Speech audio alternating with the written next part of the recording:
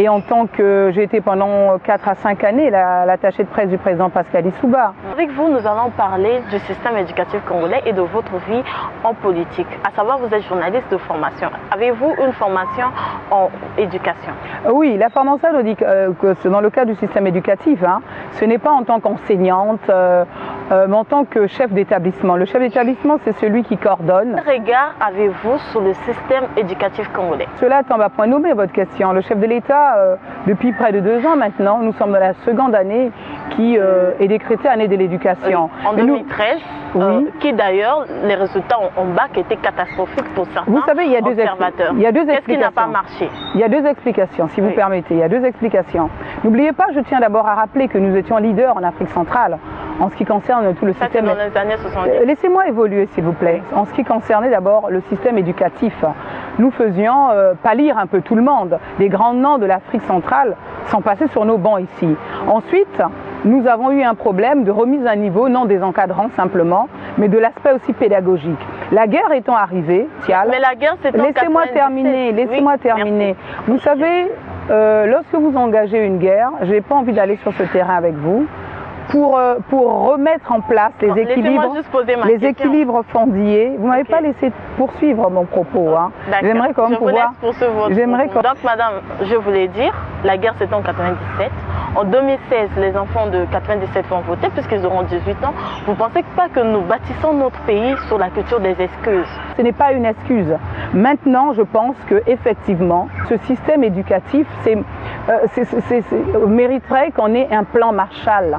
Un plan Marshall qui ramène ses lettres de noblesse à ce système. Pourquoi je parle en termes de plan Marshall du système éducatif?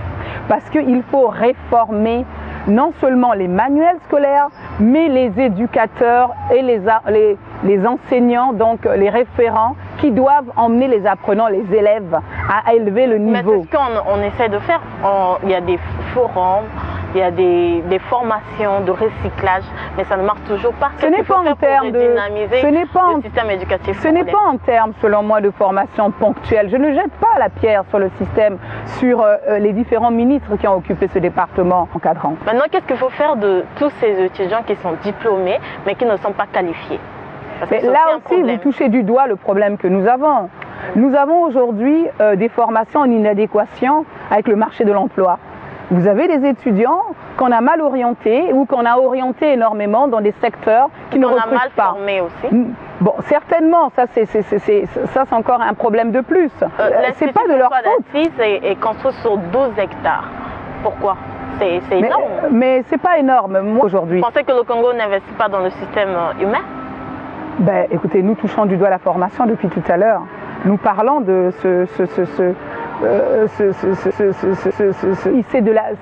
la démocratie, c'est quoi? C'est une appropriation d'un mécanisme extérieur qu'on nous impose. Mais nous faut faire de la pédagogie. Démocratie, madame. Oui, nous faut faire de la pédagogie qui partage ma vie. Il faut combien pour avoir accès à l'Institut Saint-François d'Assise? C'est-à-dire en termes d'inscription? En termes d'argent. Vous savez, j'ai du mal souvent à répondre à cette question. Pourquoi? Vous me dites par ailleurs, c'est 12 hectares. Mais il n'y a pas que 12 hectares, c'est 18 bâtiments équipés, modernes, avec une pédagogie moderne, avec des enseignants payés au-delà avec des enseignants payés au-delà, s'il vous plaît, si vous permettez, au-delà de ce que l'on paye par-ci, par-là. Vous comprenez? Donc ça veut dire qu'il y a des banques, il y a un financement, il y a un investissement qui a un coût. Lorsque vous venez à l'école, vous voyez bien les infrastructures. C'est 2 grands internats, c'est 18 salles de classe, c'est un amphithéâtre et bien équipé, c'est une restauration, c'est une blanchisserie, et j'en passe. C'est un centre de documentation et d'information, c'est une infirmerie, c'est des cadres compétents qu'on emploie, des cadres expatriés congolais pour relever le niveau, faire un brassage de culture. Vous comprenez? Tout ça a un coût, il ne faut pas se voiler la face.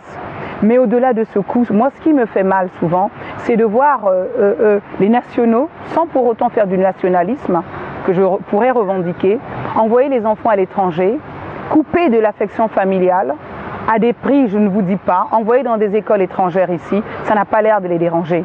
Nous avons des élèves boursiers auxquels j'octroie des bourses d'études. Vous voyez, pour des élèves de familles défavorisées, qui aussi n'ont pas choisi d'être de familles défavorisées, mais qui souhaitent aussi avoir une éducation d'élite. Accès à l'école Saint-François d'Assise. Normalement, vous ne voyez pas qu'il y a une adéquation entre votre vision et l'école? Mais je suis réaliste. Je ne peux pas non plus vous dire les choses pour faire plaisir aux gens. Il y a une infrastructure, il y a du personnel. C'est à travers les bourses d'études que j'accorde à des enfants de familles défavorisées. D'accord. Ça ne favorise pas l'inégalité, non? Ben si, non? Ben si, non? Ben si.